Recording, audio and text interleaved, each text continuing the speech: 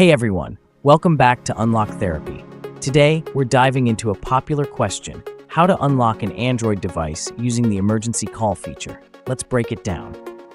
First, a quick disclaimer. This video is for educational purposes only. Attempting to bypass security features without permission is not only unethical, but could also be illegal. Always use authorized methods to access your devices. So, what's the deal with the emergency call trick? Over the years, some Android devices had security vulnerabilities that could be exploited to bypass the lock screen. But here's the truth. Manufacturers have patched these loopholes in modern devices. If you're looking for a solution to access your phone, let's focus on legitimate methods. Google's Find My Device.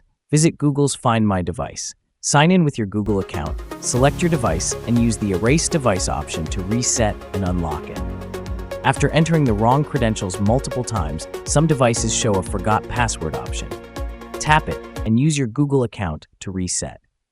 If all else fails, you can perform a factory reset.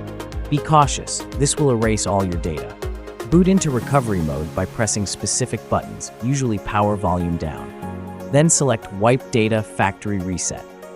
To avoid getting locked out in the future, here are a few tips. Enable backup methods like fingerprints or face unlock. Regularly back up your data to the cloud.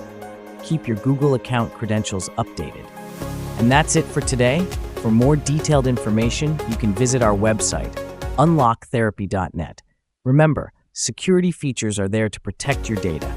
If this video helped, don't forget to like, share, and subscribe to Unlock Therapy for more tech tips and tricks. See you in the next video.